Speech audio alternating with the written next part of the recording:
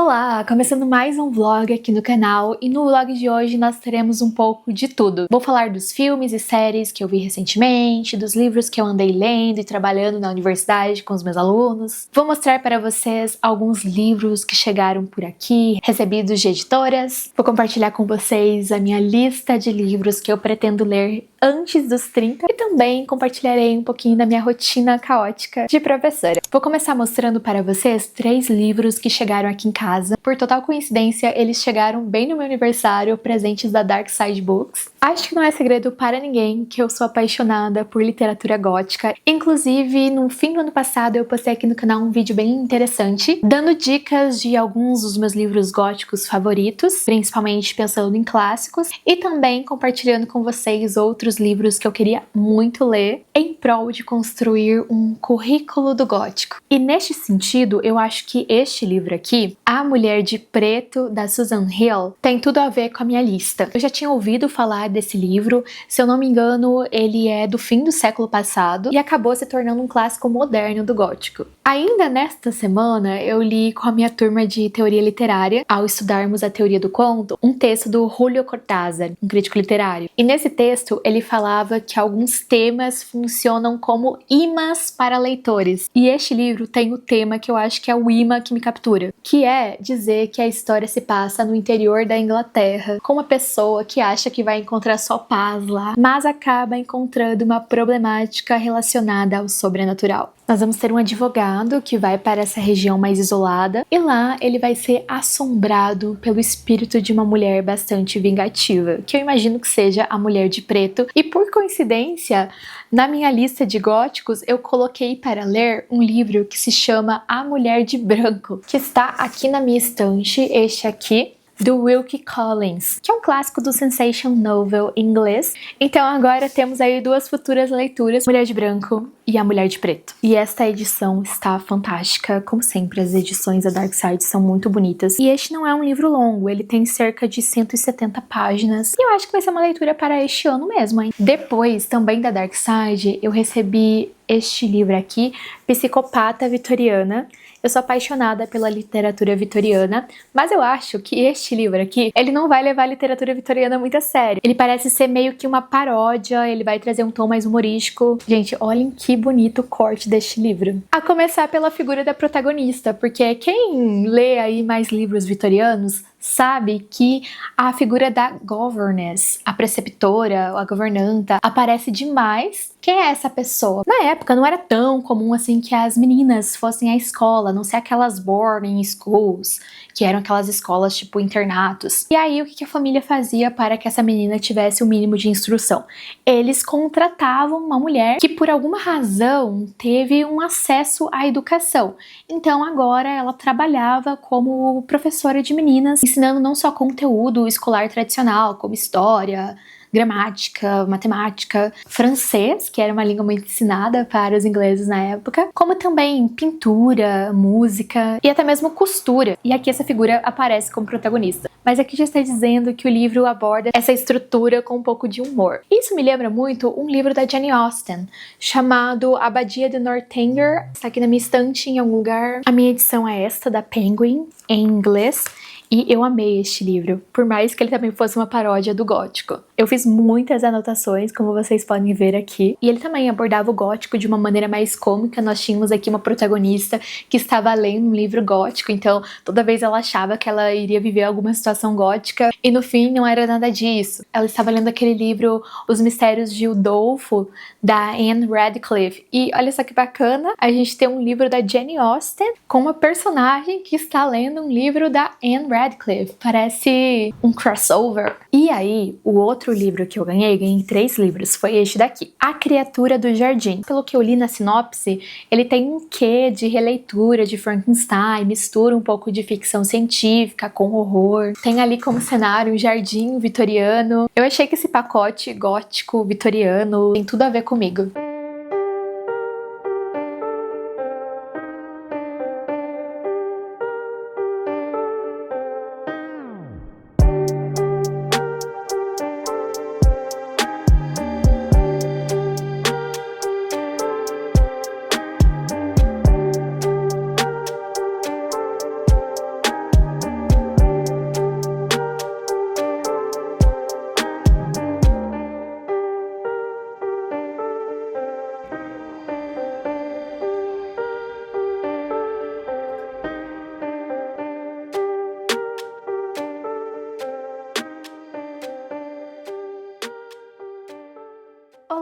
acabei de chegar da universidade. Hoje, apesar de ter 5 aulas, foi super tranquilo porque eu apliquei provas nas minhas 2 turmas. Então, eu aproveitei o tempo para ler enquanto os alunos faziam prova. Mas agora, por outro lado, eu vou trabalhar fora do meu horário, porque eu tenho muitas provas para corrigir. No curso de letras, bem menos, mas no curso de direito, eu tenho mais de 40 alunos. Então, eu tenho 43 provas, e além das 43 provas, eu ainda tenho 43 resenhas, que eu havia pedido uma resenha para eles. Sinceramente, eu acho que essa foi uma disciplina mal planejada, porque geralmente, quando as disciplinas são de redação, como essa, de laboratório, como outras, produção de texto, enfim, os nomes são diferentes, as disciplinas são divididas a 2 turmas, entre turma A e B e 2 professores. Porque imagina se eu pedisse uma produção escrita toda semana. Quando que eu iria corrigir tudo isso e preparar a aula? Dentro do meu horário de trabalho? Impossível, porque o meu horário funciona assim: a cada uma aula dada em sala,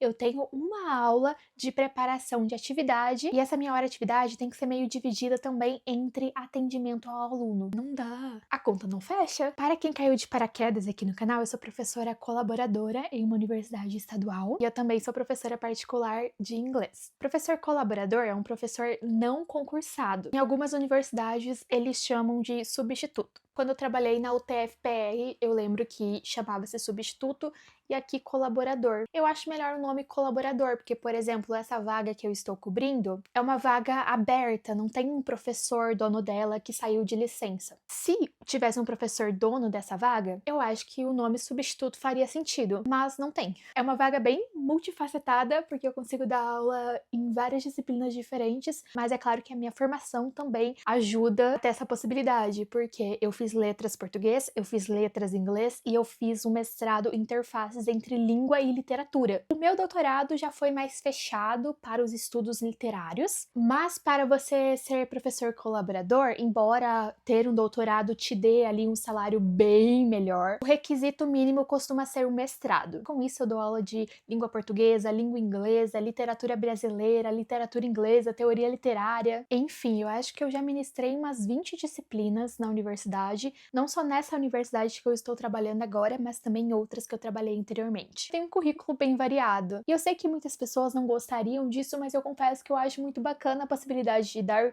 aulas em outros cursos. Vou dar um exemplo bem bobo. Eu gosto muito de gamificação, de levar atividades diferentes, é claro, com conteúdo inserido nelas, mas a partir de uma abordagem não tradicional. Não dá para fazer isso toda semana, obviamente, mas eu gosto de pelo menos uma vez no mês, 2 vezes no mês, trazer uma aula diferente. Quando eu levo esse tipo de conteúdo no curso de letras, muitas vezes os alunos não valorizam muito, porque é só mais um dia normal. Letras é um curso cheio de criatividade, coisas diferentes. Agora, quando eu levo uma atividade diferente, nos cursos de exatas, nos cursos de biológicas, oh my god! Os alunos se envolvem que parece que eles estão ali concorrendo a um prêmio imenso e na esmagadora maioria do tempo nem vale nota. É mais para uma revisão, algo assim. Todo mundo participa, todo mundo é engajado. Então, de certa maneira, isso vai desmotivando a levar um conteúdo diferente para turmas que não valorizam esse conteúdo diferente. Eu não falo no sentido de valorizar, de ai, professora, obrigada pela aula diferente. Não é isso. É no sentido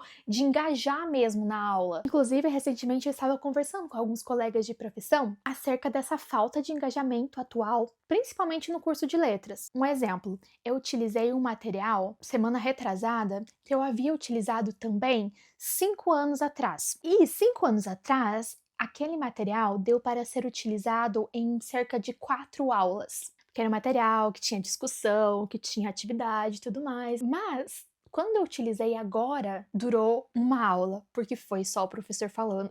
Eu fazia perguntas, ninguém respondia. A atividade era só aquela resposta engessada, objetiva, não havia discussão entre os alunos. E também quando um respondia e eu perguntava mais alguém, só ouvia, eu respondia a mesma coisa, professora. E eu firmemente acredito que isso se deve ao fato de hoje as pessoas terem um medo absurdo de serem julgadas. É uma preocupação exacerbada com o que o outro vai pensar. Eu acho que os alunos não expõem mais a sua opinião com medo do que os colegas vão dizer acerca disso, isso, sei lá. Porque eu, enquanto professora, tento fazer da sala um lugar mais acolhedor. Até mesmo quando o aluno me dá uma resposta muito errada, eu não falo diretamente que ela está errada, eu contorno a resposta dele. Então eu realmente não vejo que isso seja culpa minha. Mas é muito triste, porque eu me lembro que eu era uma aluna extremamente participativa, eu nunca liguei, às vezes eu até escutava alguns comentáriozinhos, algumas fofoquinhas, mas eu sempre entendi que eu estava na sala de aula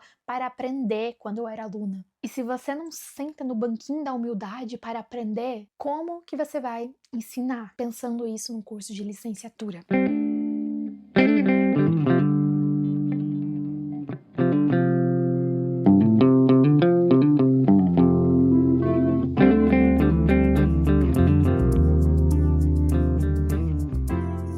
Vamos falar agora das minhas 3 séries favoritas do ano até este momento. E eu vi bastante coisa nesses meses, mas eu acho difícil eu ver neste ano alguma outra série melhor do que essas 3 que eu vi. Vou começar falando daquela que eu mais gostei de todas, que foi a série From. From é uma série que agora está aí com a 4ª temporada sendo lançada neste momento. Já assisti o primeiro e o segundo episódio da 4ª temporada, estou ansiosa pelo terceiro que vai ainda sair. Mas eu assisti em uma semana 3 temporadas. E isso que eu estava bem ocupada naquela semana. Porque você não consegue parar de assistir. Basicamente, tem essa cidade que ninguém sabe ao certo onde fica. E aí as pessoas passam de carro por algum local. E elas passam como se fosse por um portal. Não se sabe ao certo o que é que elas vão parar nessa cidade. E a gente não consegue descobrir a localização porque cada pessoa veio de um lado dos Estados Unidos. Então é algo muito misterioso nesse sentido também. E essas pessoas ficam presas nessa cidade. Porque a partir do momento que você entra, mesmo de carro, você fica andando em círculos, você não consegue mais sair, não há como sair pelo mesmo caminho que você entrou. E é aquele tipo de cidade pequena, aquela atmosfera de casinhas, daquele diner, o restaurante central. E de início parece já meio macabro, porque nós sabemos que coisas estranhas acontecem nessa cidade, só que o problema dessa cidade é que acontece algo pior ainda do que estar apenas preso nela. Quando começa a entardecer, você precisa entrar logo para sua casa e fechar, porque há criaturas lá fora. E se você abrir a porta, essas criaturas vão entrar e vão te matar de um jeito tenebroso, bem sanguinário. Porém, você vai descobrindo aos poucos que há vários outros mistérios por lá. Você também quer descobrir quem são essas criaturas, de onde vêm esses monstros, porque as pessoas não estão aceitando tudo aquilo numa boa, não.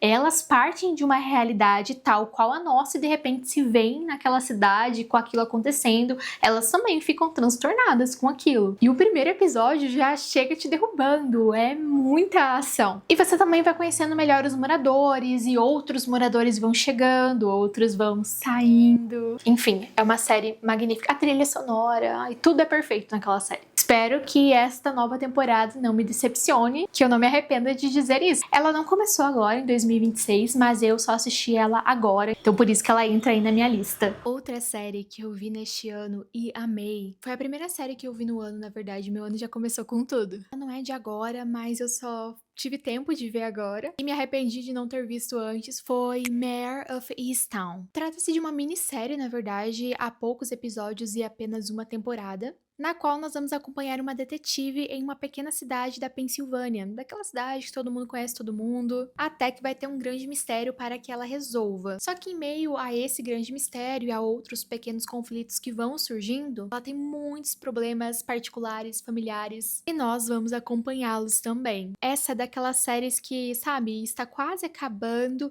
e aí chega lá no último episódio e você conclui, então este é o plot twist, essa é a reviravolta da série. E aí vem uma outra coisa e te esmaga e você não esperava por aquilo. Que série, meus amigos, que série, vejam. A terceira minissérie que eu gostei muito de ter visto neste ano foi All Her Fault, que está disponível na Prime Video. Se eu não me engano, ela foi lançada no fim do ano passado e ela já começa de uma forma muito boa, ela começa sem contextualização, basicamente, já começa na ação. A gente tem uma mulher que chega a bater na casa de outra e aí essa outra mulher atende e a primeira que bateu diz, eu vim buscar o meu filho, que ele veio aqui depois da aula para brincar com o filho da fulana, você é parente ou você é a empregada doméstica? e onde ele está. E aí a mulher que atendeu a porta diz: ué, mas essa é a minha casa, não há nenhuma criança aqui. Tem certeza que o endereço está certo? As duas vão olhar o endereço e sim, é aquele endereço. Mas então, onde que a criança foi parar? Toda a minissérie vai ser em torno de descobrir quem que raptou a criança e por quê. Mas a história vai tendo seus desdobramentos e é claro que nós vamos descobrindo outros mistérios, outros segredos e outras mentiras no decorrer da história. O final deixa um pouco a desejar, porque o final é muito mirabolante. Se não fosse tão mirabolante, eu acho que a minissérie seria melhor, mas o começo e o meio dela são perfeitos. Vou terminar de me arrumar e ir para a faculdade. Eu estou sempre indo para a faculdade. E é engraçado porque praticamente quase toda vez que eu vou para a faculdade eu uso uma eco bag diferente. E a de hoje será esta que eu amo muito. Ela é bem reforçada. Já está com algumas coisas aqui. E ela tem a estampa deste tabuleiro de xadrez. Também das peças aqui, que é o The Louis Chessmen, que é um conjunto de peças de xadrez que foi encontrado na Escócia, embora a maioria delas esteja, é claro, em Londres, no museu, mas há algumas também na Escócia. E aí, quando eu fui para a Escócia pela primeira vez, eu fui ver as peças, é claro, e lá havia um gift shop com esta bolsinha. Na verdade, eu vi um cara andando na rua com uma bolsinha dessa e eu perguntei: moço, onde você comprou essa eco bag, pelo amor de Deus? Eu não tinha visto que era uma eco bag de início, porque era muito bonita pra ser só uma eco bag. Olha só, aqui embaixo ela é vermelha e ela é bem reforçada. Então ele falou que tinha sido lá na lojinha do museu, aí eu fui lá e comprei. Porque eu sou enxadrista, um pouco aposentada, é verdade. Mais uma vez enxadrista, jogadora de xadrez, sempre enxadrista.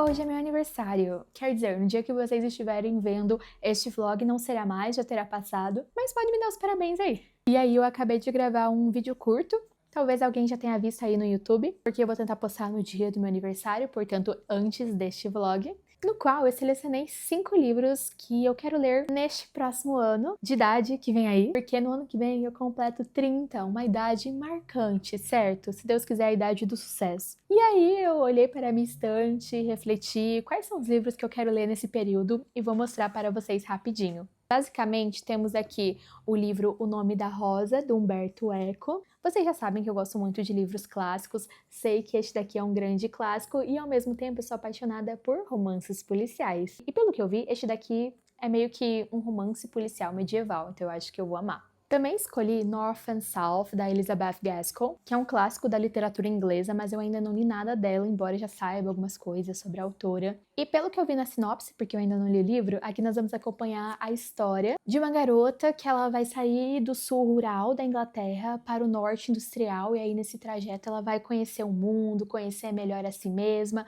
parece ser bem interessante. Não é muito longo, mas como é em um inglês não muito da nossa época, eu acredito que vai me levar um tempinho, porque eu sou aquela leitora que gosta de pesquisar as expressões novas, e com isso, às vezes, o tempo que eu levaria para ler 10 páginas em português, eu levo para ler uma página em inglês, mas eu prefiro assim. Não estou numa corrida.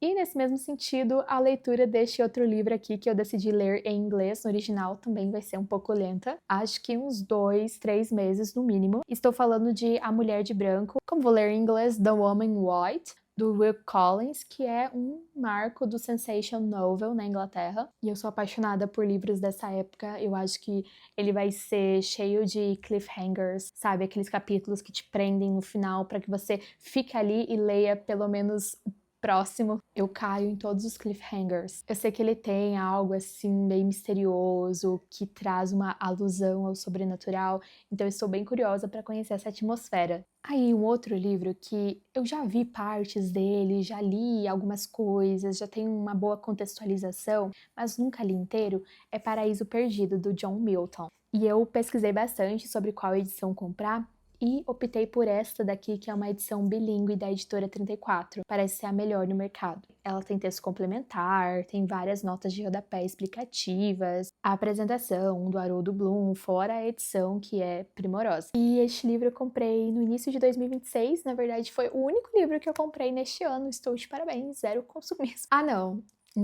minto, comprei 2 outros livros na viagem, inclusive já apareceram aqui no canal, mas aqueles não contam, né, porque eu tava viajando, foi um souvenir. Então eu comprei 3 livros em 2026. Eu acho que eu vou gostar muito de Paraíso Perdido e eu já comentei com vocês um plano que eu estou aqui bolando para ele de dividir o vídeo em partes. Na verdade, vocês terão acesso a um vídeo inteiro, mas eu vou gravar em partes porque eu acho que aí ele fica mais completo, no sentido de que se eu deixar pra gravar no final, eu já vou ter esquecido muitas coisas que eu queria falar. Até mesmo pra montar roteiro, aos poucos, assim, parece que não funciona tão bem. E também, de repente, alguém que quiser ler o livro pode ir lendo, acompanhando o vídeo, sabe? Você lê uma parte, aí você acompanha a parte que eu falei daquela parte que você leu. Depois temos aqui outro livro. Agora, As Meninas, de Lígia Fagundes Telles. Eu imagino que eu vou amar este livro, eu estou com altas expectativas, porque eu sou apaixonada pelos contos da Lígia Fagundes Telles, mas por algum motivo eu acabei não lendo este livro aqui, que é um romance, mas eu já vi várias pessoas que têm uma opinião literária bem parecida com a minha em termos de gosto, elogiarem bastante, então eu acho que eu vou gostar até mesmo porque eu nunca li nada da Lígia que eu não gostasse. Se eu não gostar desse, eu vou ficar bem triste. Inclusive, eu tenho um vídeo aqui no canal com dicas de contos dela. Basta vocês digitarem aí no YouTube Tainara Lês, Lígia Fagundes Telles, que vão aparecer alguns vídeos meus falando sobre a obra dela, mas um conto dela que sempre cai até em provas de vestibular é o conto As Formigas, e se eu não me engano eu escrevi até um artigo científico sobre esse conto. Sim, escrevi. Eu acho que eu comparei esse conto com um conto do Edgar Allan Poe. Faz muito tempo que eu escrevi esse artigo científico, gente. Foi quando eu tava lá no começo do doutorado. Mas se eu não me engano, era A Queda da Casa de Usher. Vocês vão achar aí no Google porque ele está disponível gratuitamente na internet. E esses foram os 5 livros que eu escolhi para ler antes dos 30. Contem-me se vocês gostaram.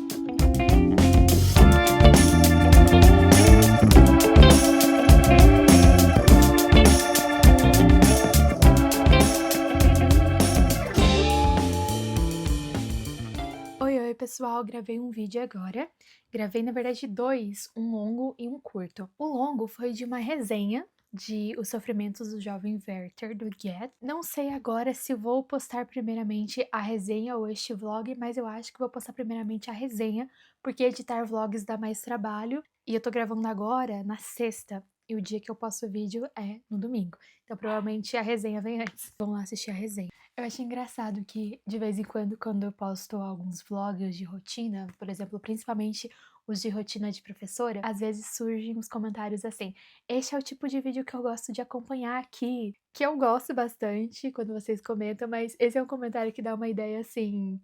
Outros tipos de vídeo eu não gosto, mas assistam aos vídeos de resenha, porque eu gosto tanto de falar de livrinhos. E este daqui foi um livrinho muito especial, porque foi uma releitura que eu li 10 anos atrás, na minha graduação de letras, quando eu era aluna iniciante. E agora eu fiz essa releitura para trabalhar com os meus alunos de letras. E quando eu li na primeira vez, eu achei muito chato, entediante, dramático, extremamente sensível. E agora que eu li pela segunda vez, com este tanto de tempo de diferença, eu gostei. Há algumas passagens muito boas aqui, muito fortes. Eu acho que a minha passagem favorita desta segunda releitura foi essa daqui, no qual o Werther ele estava refletindo sobre o quão é ruim termos que lidar com certas pessoas mal-humoradas e que ficam dificultando o nosso caminho, e que são pessoas que elas não dificultam o nosso caminho porque elas vão ter algum ganho com isso, ou porque elas estão simplesmente fazendo o que elas deveriam fazer e isso torna a nossa vida mais difícil. Não. Há pessoas que elas tornam a nossa vida mais difícil apenas pelo prazer de tornar a vida de alguém mais difícil. E o Werther estava pensando um pouco nesse tipo de gente e ele faz muitas reflexões sobre a natureza. E uma conexão que ele faz aqui é esta: essas pessoas tornam a vida desagradável para eles próprios e para os outros. Mas é preciso resignar-se a isso, como o viajante que se vê obrigado a atravessar uma montanha. É verdade que o caminho seria mais curto e fácil se a montanha não estivesse ali, mas ela está. e é preciso seguir viagem. Mas enfim, eu queria comentar um pouco com vocês, não da história do livro, porque já gravei a resenha, mas principalmente de o quão interessante é fazer a releitura de um livro com essa distância. Porque, por exemplo, quando eu li esse livro pela primeira vez, não era só a minha impressão dele que foi diferente, eu também era diferente. E quando você lê um livro em uma fase diferente da sua vida, você não se depara só com aquele livro, mas também com quem você era quando leu pela primeira vez. Agora, sobre o vídeo curto que eu acabei de gravar, eu gravo muitos vídeos curtos aqui para o YouTube e eu sei que eles não aparecem nas notificações. Então, para quem gosta do meu conteúdo, eu sugiro que vocês vão ali na aba de Shorts e confiram os últimos, porque há alguns conteúdos bem dinâmicos, bem legais, e um deles foi sobre este livro, A Metamorfose do Kafka. A Dark Side Books me mandou este livro, só que antes de eu mostrar o livro, que é muito bonito, por sinal, esta aqui é uma jacket. Não é bem uma jacket, mas também não é um box. Não sei como seria o nome disso aqui. Mas enfim, na verdade a capa dele é esta daqui. Mas antes de eu compartilhar, vocês sabem que a Dark Side Books costuma mandar alguns mimos bem sinistros. E aí eu postei esta foto aqui nos meus stories e perguntei para a galera: que livro vocês acham que eu recebi a partir desta foto? Ou seja, para quem não consegue ver aí direito, é uma barata que eu coloquei aqui e falei que ela havia vindo junto com o livro. E aí, várias pessoas responderam: a Metamorfose de Kafka, a Metamorfose de Kafka. Várias, ninguém errou. 20 pessoas responderam e todas acertaram. E olha só que interessante, porque no livro mesmo, não menciona-se a barata. Gregor Samsa acordou e viu-se num corpo de um inseto monstruoso. E eu acho muito bacana quando a literatura constrói esse fenômeno de que os leitores preenchem certas lacunas da história com a sua imaginação e depois isso acaba, de certa forma, sendo agregado à história que é contada daquele livro para além do livro em si. E isso acontece com vários livros. Por exemplo, Sherlock Holmes, que muita gente não leu as histórias dele, mas todo mundo sabe que é um detetive extremamente inteligente. Nem todo mundo leu Frankenstein, da Mary Shelley, mas tem algumas ideias de uma criatura que foi feita a partir de partes de humanos. Alguns confundem o nome Frankenstein com o nome da criatura, que na verdade a criatura não tem nome. Uma vez eu fiz aquela nuvem de palavras com os meus alunos na universidade, muito tempo atrás, uns 4 anos atrás, quando nós começamos a ler Frankenstein, e aí eu pedi para eles colocarem algumas palavras que eles imaginavam que eles iriam ver no universo de Frankenstein. E as palavras parafuso, a cor verde apareceram, porque a criatura é representada no cinema como verde. Drácula também é outro livro que tem todo o universo. Imaginamos, às vezes, coisas sobre Drácula que são um pouco diferentes no livro. A própria questão do alho não é exatamente do modo como as pessoas pensam. Que o Drácula se transforma em morcego, sim, mas não é só morcego. Ele também se transforma em lobo, em cachorro, em outras coisas. Enfim, algumas divagações literárias. E agora vamos falar muito rápido, porque eu já tenho que sair para a universidade, sobre o que eu andei lendo recentemente. Na verdade, eu percebi que durante todo o ano eu não mostrei as minhas leituras, apesar de já termos aí algumas resenhas delas, confiram depois. E justamente por já termos a resenha, não vou aprofundar muito. Vou começar falando de livros que eu não tenho aqui comigo porque eu estou lendo no Kindle e que eu estou lendo, então não terminei ainda. Porém, já li antes, são releituras. O primeiro é O Último Dia de um Condenado à Morte, que é um livro que eu amo. É um livro muito forte, muito potente, apesar de não ter resenha, já apareceu aqui no canal algumas vezes quando indiquei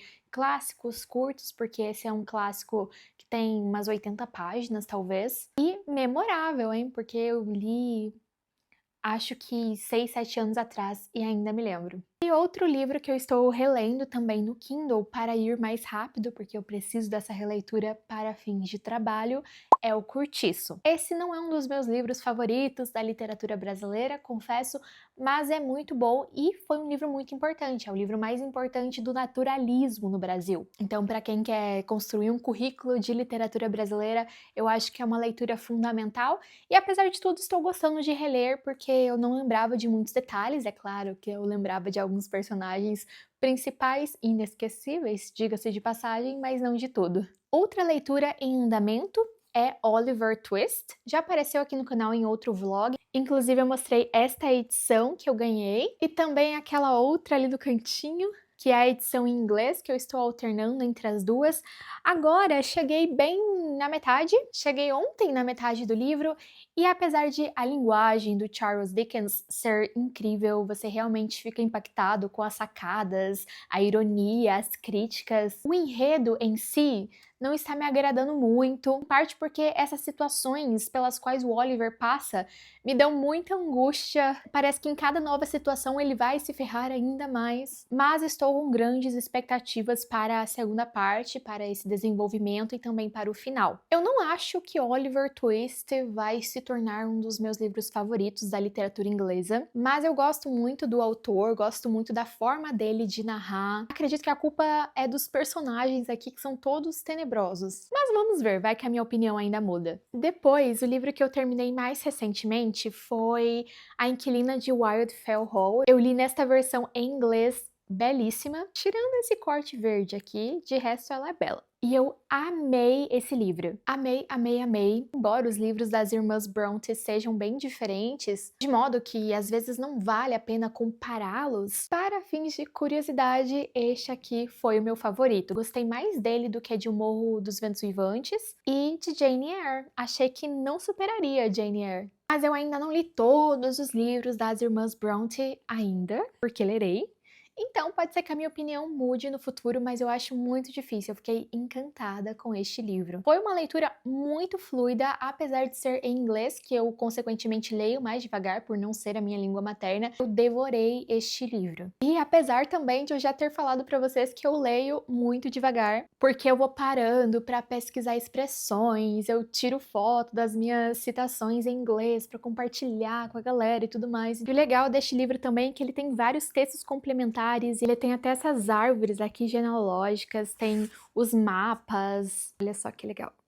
Inclusive, este é um passeio que eu quero muito fazer, porque há a possibilidade de visitar a cidade onde elas moravam, que é um pequeno lugar bem no interior da Inglaterra. E algo muito bacana é que o livro localiza as irmãs Bronte aqui numa linha do tempo da história mundial. Eu gosto muito dessas curiosidades de localizar um autor dentro de um período e afins. Depois eu terminei a leitura de O Fantasma da Ópera.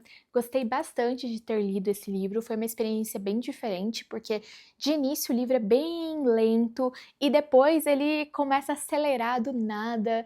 De início você acha que você está lendo uma história real, mas depois, isso já não parece mais tão real. Pelo modo que ele é construído, como se fosse uma espécie de documentário, como se esse narrador fosse juntando trechos de entrevistas que ele faz com personagens envolvidos, recortes de jornais, cartas e afins. Eu disse que A Inquilina de Wildfell tinha sido o último livro que eu terminei, mas na verdade foi Os Sofrimentos do Jovem Werther, me esqueci dele. E gostei muito mais do que quando eu li pela primeira vez. Acho que é aquela história de que quando nós lemos um livro pela segunda vez, o livro não é mais o mesmo, porque nós não somos mais os mesmos, e eu consegui encontrar tantas coisas aqui nesse livro que na minha primeira leitura passaram despercebidas. Fora que é um clássico muito curto, dá pra ler aí em 3 horinhas e a linguagem dele é bem tranquila. Eu li também este livro da literatura brasileira, A Sucessora, da Carolina Nabuco. Li este livro porque eu participei de uma banca de mestrado e a mestranda estava pesquisando este livro, então é claro que além de ler a dissertação dela, eu também li o livro para conhecer a história, poder comparar com a análise. É um livro bem curtinho, mas muito bem escrito,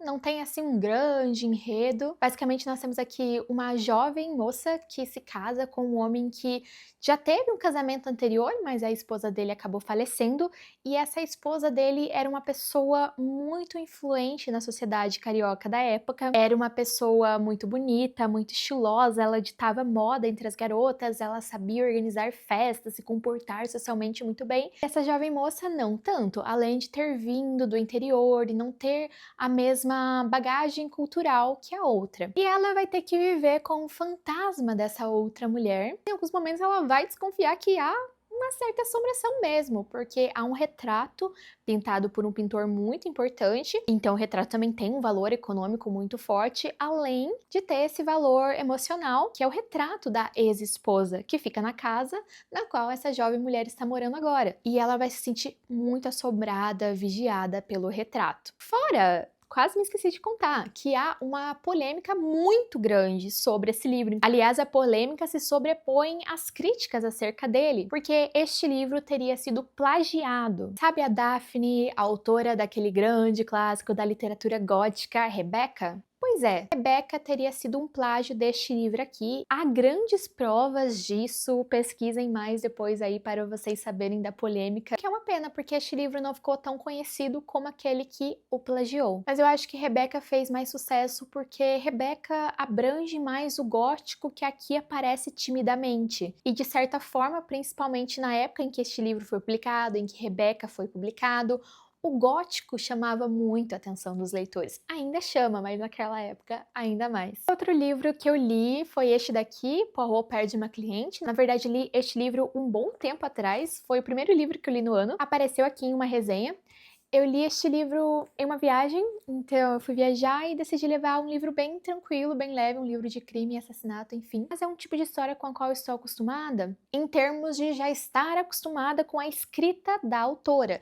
E as descrições também não costumam ser, em sua maioria, muito violentas, então acaba sendo um livro mais tranquilo, ainda que ele tenha essa temática. E por que eu escolhi este livro? Eu gosto de todo mês de janeiro ler um livro da Agatha Christie, porque eu estou de férias, então eu aproveito para ler algo que é totalmente por entretenimento. Mas eu fui para a Inglaterra em janeiro, e aí eu gostaria de visitar novamente, pela terceira vez, uma cidade que foi a cidade na qual a Agatha Christie morou por mais tempo na sua vida, que foi a cidade de Wallingford. Eu já fui lá 2 vezes, mas queria ir mais uma, porque agora há mais coisas na cidade relacionadas a Agatha Christie. Eles fizeram uma reforma numa pracinha na frente de um museu que há na cidade e colocaram uma estátua da Agatha Christie belíssima em um banco da praça. E eu queria muito ir lá ver. Claro, matar a saudade da cidade, ir mais locais que eu não fui nas primeiras vezes. E eu amo o interior da Inglaterra, mas não deu tempo de ir. Porém, eu estou aí com uma passagem agendada para janeiro do ano que vem, então vamos ver se vai dar certo de ir agora. Outra coisa que eu li bastante, além de artigos acadêmicos, capítulos de livros teóricos, foram contos, por causa do clube do livro. Então eu sempre leio ali meio por cima alguns contos para selecionar para o clube e depois eu leio bem atentamente os contos que eu selecionei para as nossas reuniões, porque aí também eu preparo o material, além de apenas ler, porque eu faço a mediação da reunião. Mas eu acho que é melhor falar dos contos em um vídeo só. Estou planejando gravar, na verdade, 2 vídeos sobre o clube neste ano. Um vídeo com os contos que nós lemos no primeiro semestre do ano e outro no segundo semestre. E para quem pensa em participar do clube, aproveitem aí o mês de junho, porque em julho nós vamos tirar férias e aí só voltamos novamente em agosto. Agora em julho nós vamos ler um autor incrível, nosso Machado de Assis. Sim, o clube é um clube de leitura em inglês, as reuniões são 100% em inglês, as leituras são 100% em inglês. Mas como que nós vamos ler Machado de Assis? Machado de Assis é um dos maiores escritores do nosso país, então é claro que ele já foi traduzido para o inglês e nós vamos ler as suas histórias em inglês. Eu selecionei 2 contos dele, que eu acho que são contos curtos e muito interessantes, 2 dos meus favoritos, que são A Cartomante e O Enfermeiro. Também foi super fácil de encontrar a tradução deles na Amazon. E já faz tempo que nós do clube queríamos ler algo brasileiro e eu pensei bastante em Machado de Assis ou Clarice e decidi optar por Machado de Assis para começar, mas provavelmente também teremos aí Clarice Lispector no futuro. E até já sei quais contos dela que nós vamos ler. Vou deixar o link ali no primeiro comentário fixado, caso alguém queira se inscrever neste mês, ainda dá tempo. E lembrando que mesmo que você não possa participar dos 2 encontros do mês, não há problema algum, porque você pode assistir a gravação posteriormente. No mesmo local onde você compra o ingresso é mensal, então você só compra o mês que você deseja participar. Você tem acesso depois à gravação e aos slides. É isso por hoje, pessoal. Espero que vocês tenham gostado de mais esse vlog aqui no canal e até a próxima!